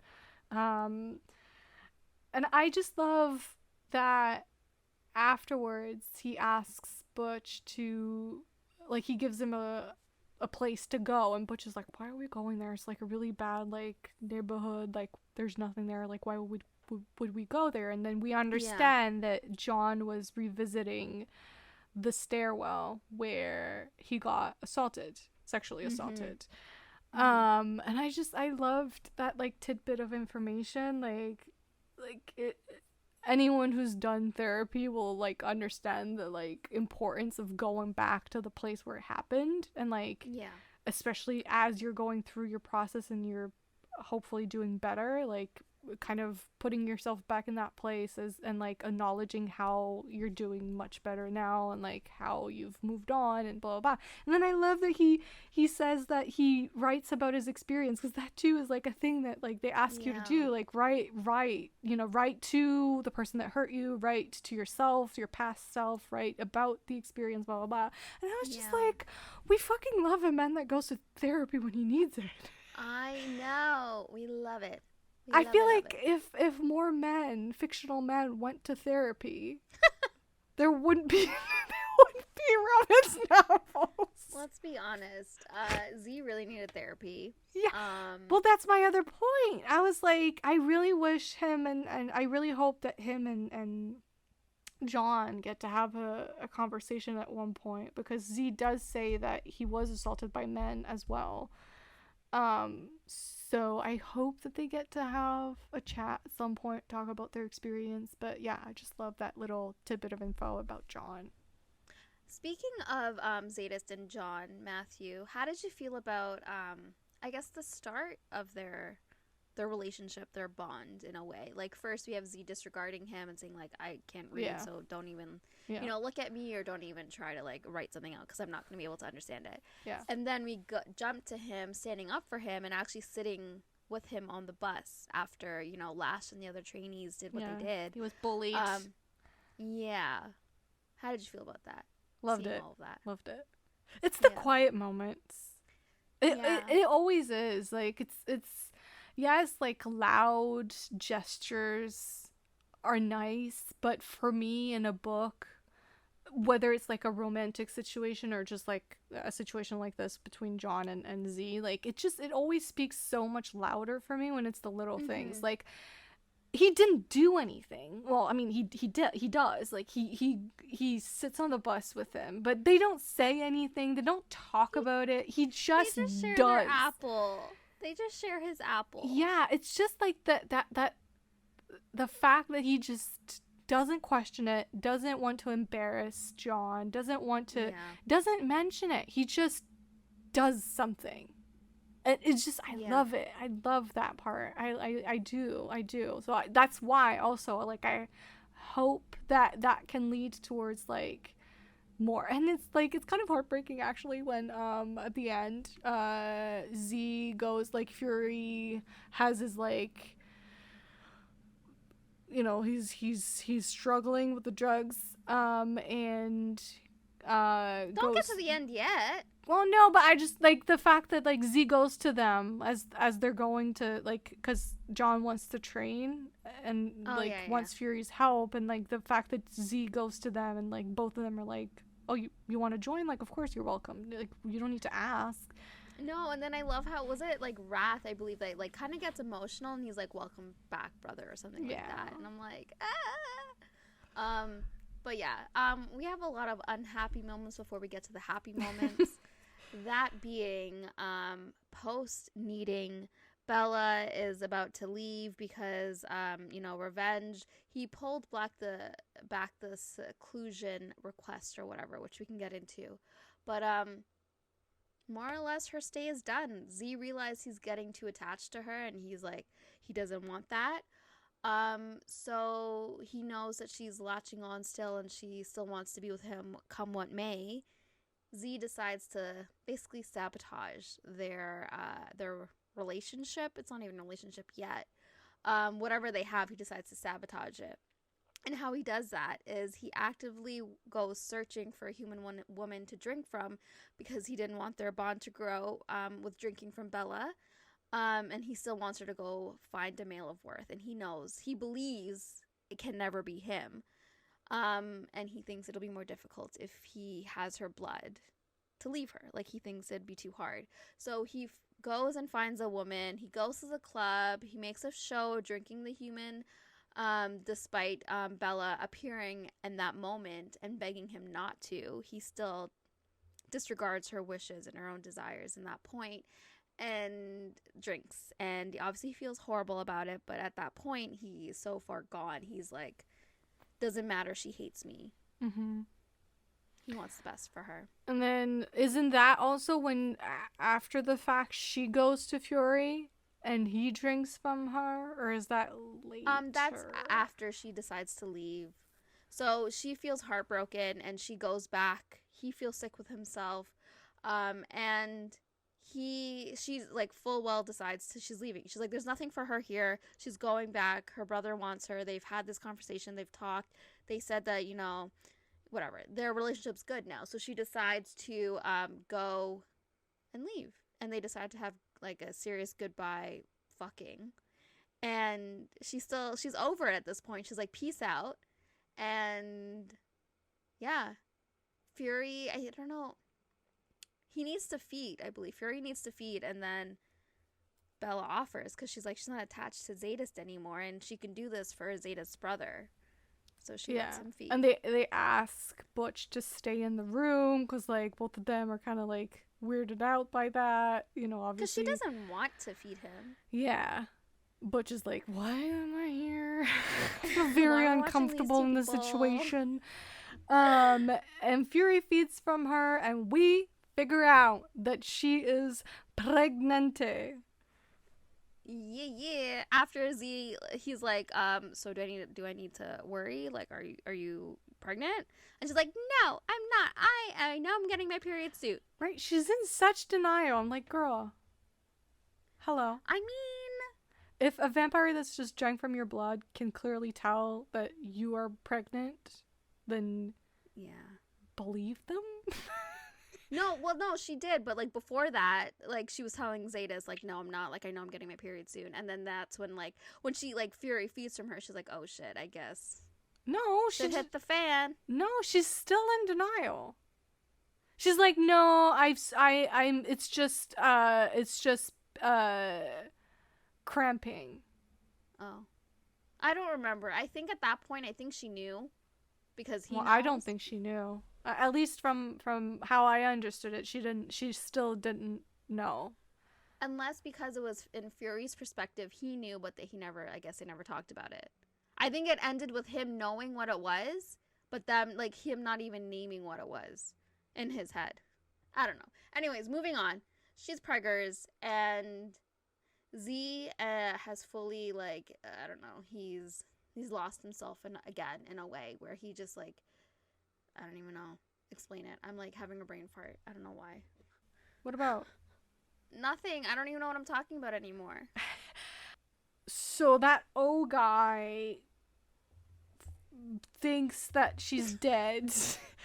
And then he goes right. And then Tor's girl dies. Hold on. We're not getting there yet. So basically, yeah, what happens is that, like you said, O thinks she's dead, never coming back, but then he realizes that the scarred one has her.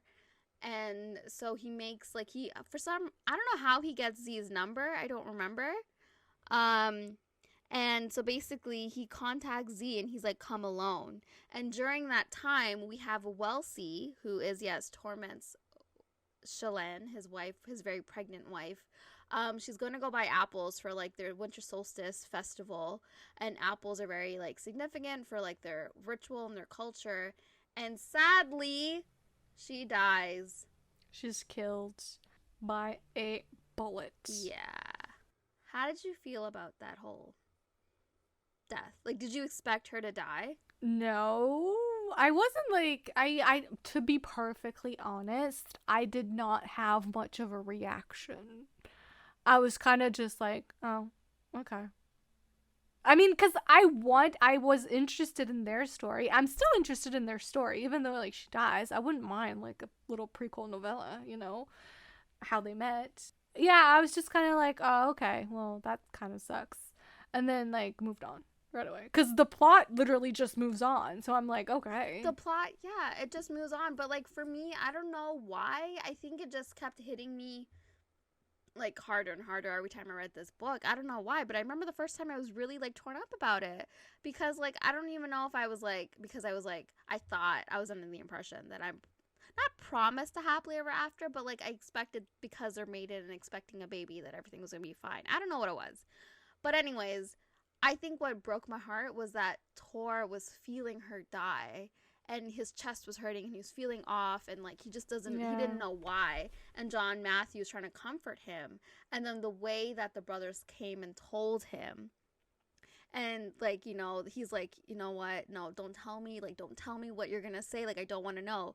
And then he's like, it was the baby, right? Like, the baby killed her and all this stuff. And then he realizes that it wasn't the baby, that she literally, like, was going to keep living if it wasn't for the lesser. And it was just, like, I don't know, the way that it was heartbreaking, because John Matthews crying silently in the corner, and, like, his own adopted father is, like, not even, like, paying attention to him. He's very much in his own pain.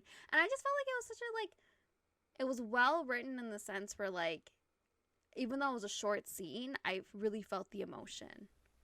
Yeah, I felt it a little bit more when we were in his POV, but just, like, the scene itself, like, the death itself is very not descriptive at all. Yeah. It literally just ends with, like, something like, and then he shot or something. Or something, the gun went off or something like that. And you're just like, yeah. oh, okay, so then she's dead. But Yeah. still, I don't know. There was a little bit of confusion for me as well. Like during that whole part, like he goes missing after that.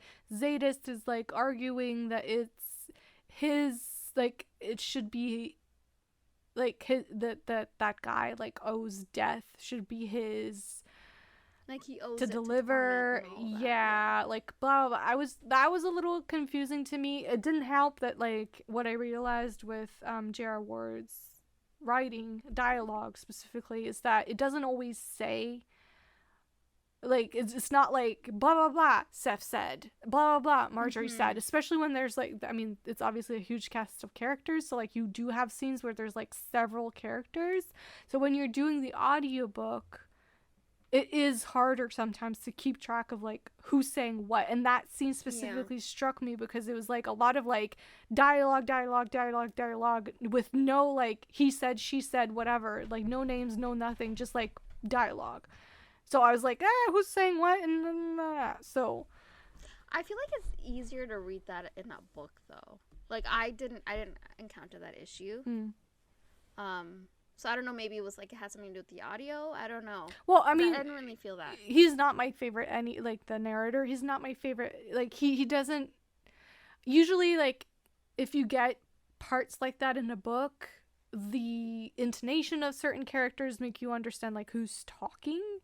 But this narrator doesn't really do that. Like all the brothers basically have the exact same voice. So it's like it's very hard in a scene like that to figure out like who the fuck is talking here. Like, all the women have one voice and all the males have one voice. Oh, that's boring. Yeah, so it's not very dynamic in that way. Yeah. All right. So basically that scene happens, but then Fury cannot let his brother go, despite Zsadist saying, like, you know, you gotta let things go. Fury, his whole reason of existing is Zsadist. So he knows if Zsadist goes, he'll probably die. And since Mr. O asked, you know, Zsadist to go by himself, no one can go with him. And anyways, so Fury decides to drug his brother with the morphine that they had by the bed because, you know, that was for Bella's needing. Drugs Zsadist, cuts off his hair, scars his face, and takes his place and goes. And Zsadist wakes up frantic because he's like, Fury just did a thing and a thing that we wait did a not minute. want him You to cannot do. like bypass Fury, What? like the absolute fucking emotions that were going on when Fury was literally like going door to door to like each member of his brotherhood, like, thank you, like I don't think I ever said how much I loved like having you as my king, blah blah blah. Like he goes to every person, and then lastly his brother Zsadist, and he's like, I love you, brother. And then that's when he gives him the drug. Like, that was emotional. You can't, like, bypass that. Okay. I was like, oh my god, Fury. Like, I kind of fucking love you. It was emotional. Yeah. I felt it. Yeah, I mean, yeah, sure. I felt it. Wow. Sounds so honest. No, I mean, like, genuine. I understood how much Zsadist's existence means to him, and I understand that he kind of made his whole life, like, I guess, revolve around Zsadist. That's the end point. Like, his life was like, I can't speak today. It revolves around Zsadist, and for Zsadist to be like, you gotta like let me go and live your own life. What does that mean for Fury? He doesn't know what that means. So yeah, I understood why he did what he did. But that's not just that. Like, he also knows that she's pregnant. So he's also like, Zsadist, you have a place here. Like, you need to stay here. You're gonna be needed. Like, it's not just about you anymore. You have, like, a little one coming, which Zsadist doesn't know at this point. But, so, like, that added to it for me. Because it was like, Fury was, like, kind of thinking, like, one of us has to do this. And we might not survive it. Like, whoever goes will not survive it. And if it's between you and me, you have more to live for right now. And, like, that does mean a lot to me. Because remember, Fury in the last book literally was saying, like, we're just waiting for him to die. Mm-hmm. It's a complete flip where you understand that, like, Fury has grown as a character. And, like, their relationship as brothers has changed. Because now he's like, no, you have something to live for that I don't, and I would rather see you live and be happy and have your little family and like I should be the one to go. I don't know. Yeah. I felt no, that. I think it was an important scene, and I love. No, I won't get into that yet. I don't remember if it happens now or it happens later. But I thought it was a great sequence of scenes. But anyways, so Fury goes. He gets like basically tortured by Mr. O. Z is like, I need you, Bella, because you guys fed. Fury fed from you, so I need you to track him down. And so they find out where Fury is being kept. And Z basically goes like ham on Mr. O. And it's not him that actually kills Mr. O. Bella. It did not go home like she said she was going to go. I rolled my eyes so hard. I was like, he just told her to go. How much you bet she's gonna be back in 5 seconds? And then she was, obviously. Of course. And I was like, you better not fucking get hurt. Like, I'm not here for this drama. Thankfully, she didn't. I was like, thank God. That's the saving grace of this moment. Z is the one that gets really hurt, and during that time, Bella gets to kill her abuser, and I thought that was a really good scene, and I love that she's like to Z and Fury, like, do I do it like this? Like, how do I do it? And she actually gets to kill her abuser, and I thought that was a beautiful scene. Did you feel like she actually acknowledged that really in the scene? No, she did not. So where's the emotional impact? Because you're right. I hadn't actually realized until this very moment when you said that she was killing her abuser in that moment, because it's not really said. It's not reflected upon. She doesn't have that thought. All she's thinking about is like, oh my God, I'm about to kill a guy. How do I do it? Yeah. That's all she's thinking. But you're right. Like, that should be so important. That should be something that she's thinking about. No, I agree. And like you said, I really don't think she mentions it at all. She's just focused, like laser focused on like making sure Z is okay, because I think he's unconscious at this point. And I really did not like, this is another gripe of mine, the only feeding we get to see for Zsadist and Bella is when he's literally dying. Right. And I wanted something like hot, and he's just like feeding because he needs to survive. Right. And that introduced more confusion for me because Fury feeds from her and realizes right away that she's pregnant. But when Zsadist does, he seems fucking clueless. But I thought, because Fury had realized it, I was like, oh, okay, so now Zsadist knows for sure. So when he's like still pushing her away and afterwards, and because she's gonna go, and he's like, yeah, go, I was imagining fully that it was like him being like, oh, I know she's pregnant with my child and they're better off without me. But no, because then in the epilogue, or not the epilogue, but like the last chapter, we realized that he didn't know. So I was like very confused. Why didn't he know? I think it really just comes down to Fury having fed from other vampire women before, and Zsadist has never fed from any woman besides, I guess, the mistress, because she force fed him. But he doesn't probably know how to differentiate between different tastes. He's never tasted Bella before, and he probably doesn't even know what it would taste like if someone was pregnant. I mean, I don't know how you would tell that unless like you have experience feeding from. I feel like that's like the kind of thing that's like instinctual. Like they all instinctually had never been close to a woman that's in needing before. Like none of them had encountered that, and yet they all instinctively knew what that scent or like was. It wasn't just a scent, it was like a shockwave of arousal. Well, yeah, but they knew. So I feel like that's something that you should know. Like that's instinctual. Like you can tell from the blood that something's different. But he didn't. I was very confused about that. I honestly just pinned it down to Z not really being able to read blood. 2, I really don't think, was he emotionally able to make that differentiation at that point? Like, was he able to like actually be like, ooh, something's a bit off, maybe she's pregnant, like I don't think mentally he was there, and emotionally I don't think he knew what that would even mean for him. So I really don't think he could pick it up at all. But that's just my opinion. Fair. It could just be lazy writing. I don't know, because then for me, when I thought that that's what was going on, I was like, well, that justifies him still being stuck on the, like, oh, you need to go, you're better off without me. Because I was like, okay, that makes sense now. He's like, oh my god, I've impregnated her with my poisonous swelling penis. You know, like, Yeah. I was like, oh, okay, that makes sense. Like, he feels guilty about it, and he thinks that, like, she feels disgusted that he did that to her. Like, that's what I was imagining. I was like, oh my god, that makes so much sense.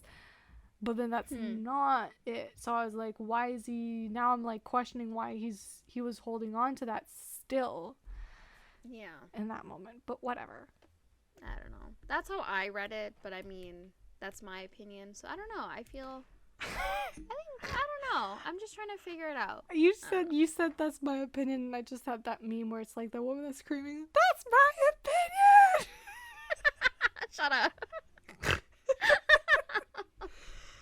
Alright. I've kind of gone through everything. I just had two quick things that I want to talk about. Yeah.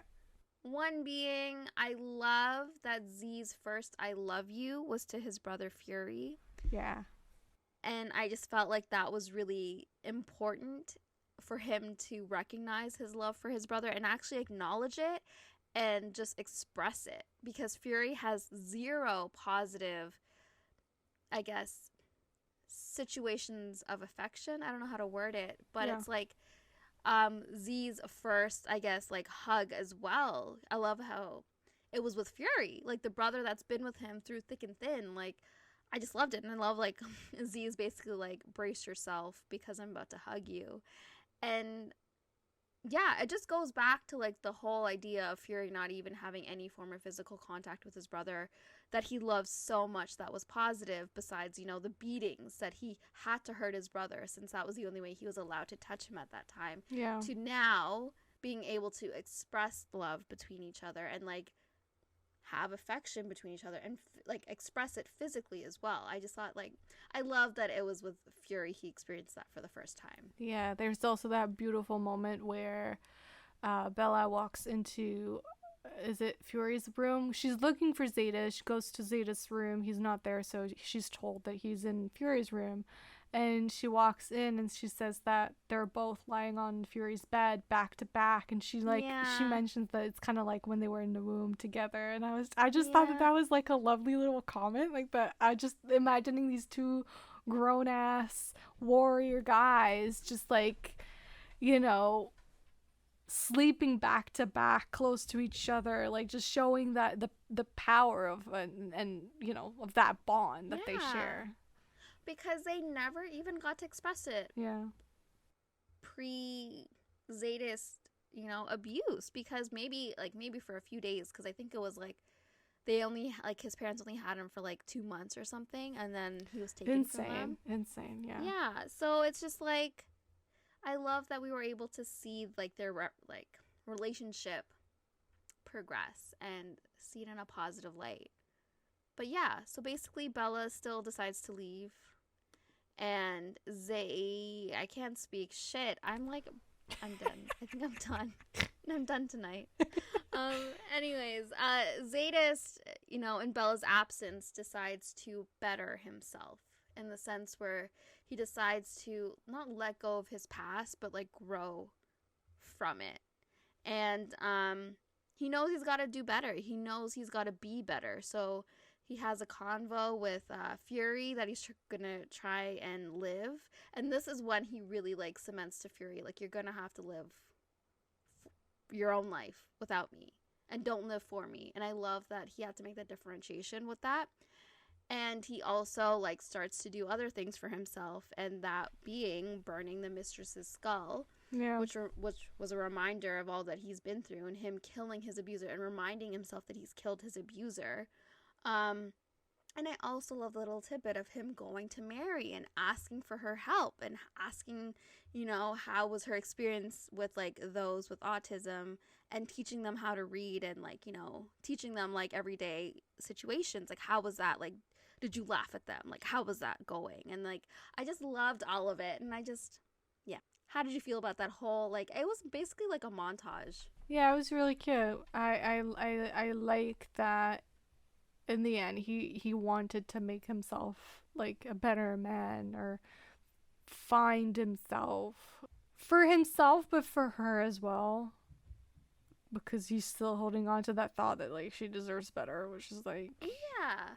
but yeah, no, I did really enjoy that as like an ending, you know. At first, I was kind of a bit like, not like mad, but I kind of wanted it to, you know, be explored a bit more and shown more on page. But then I also really liked that we only kind of saw it, or saw his change when Bella saw it. And like, I love that it was him doing it for himself. I saw it more as like him doing it for himself.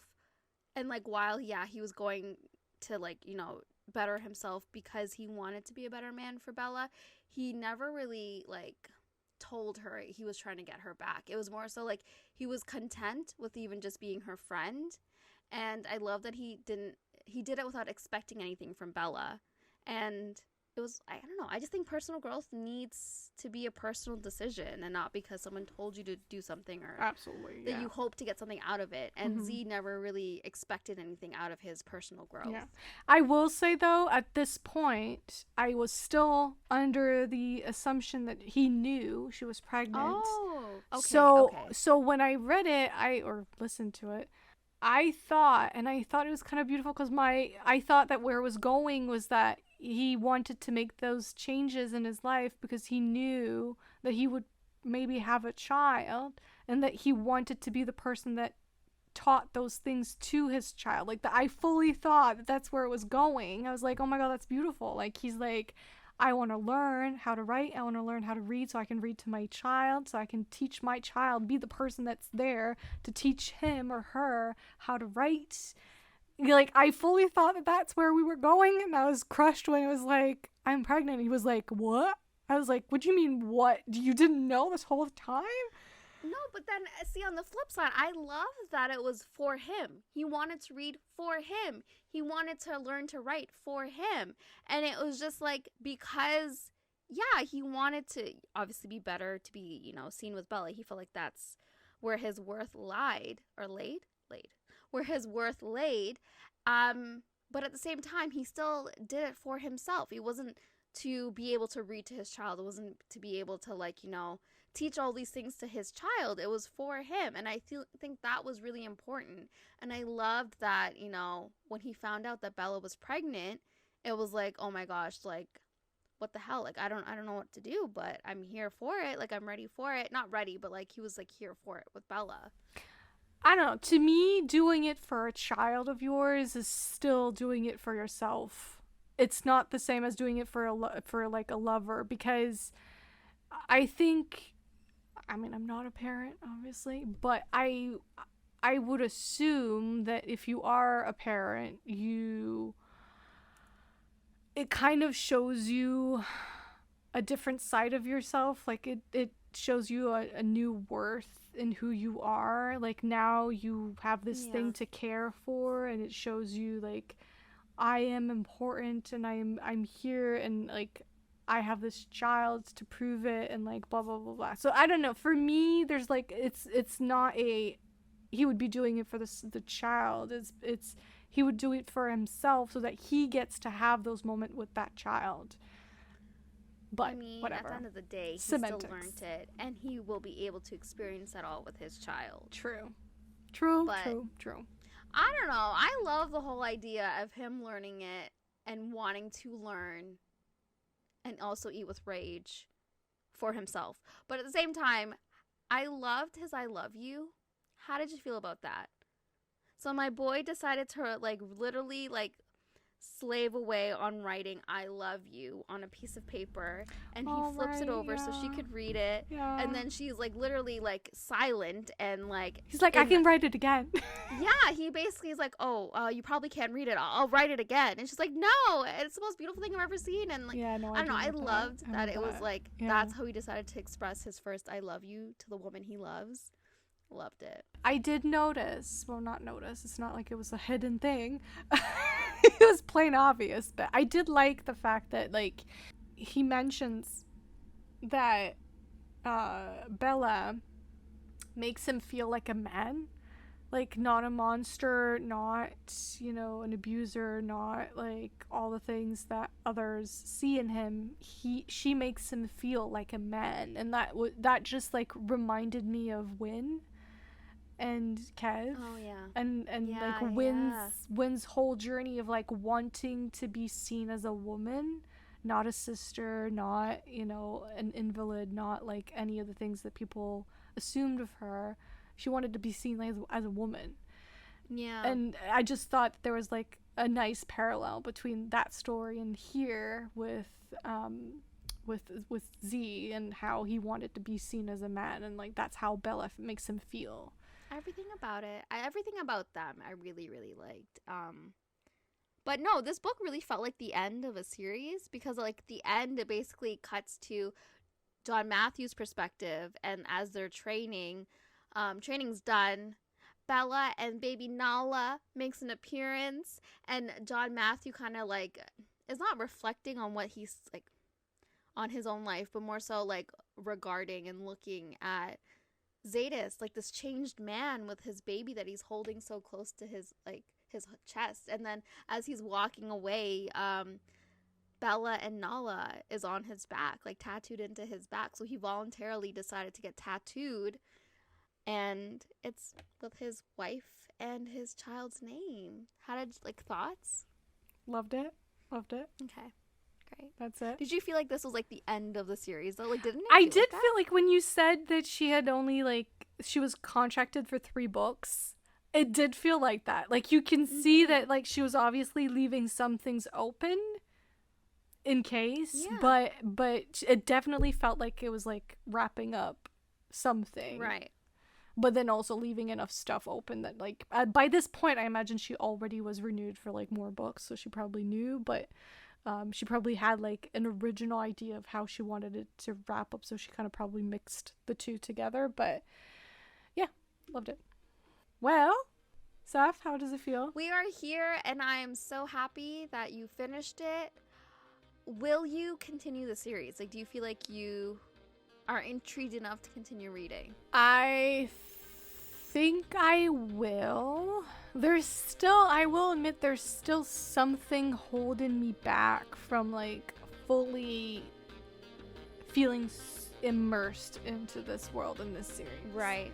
There's something that I'm not fully connecting with, and I can't quite put my finger on it. But I will continue. I'll give it, like, 2 more books.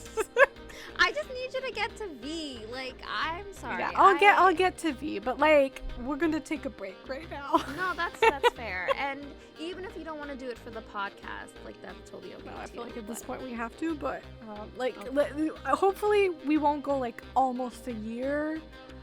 See, like, but then I don't even care to read book 4. I don't either, but we gotta.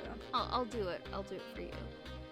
You'll do it for me? No, I am the one doing the sacrifice here. I don't want to read I'm that. not asking you to read it. I'm just asking. We're doing if it for you the want podcast. to. We're doing it for the listeners.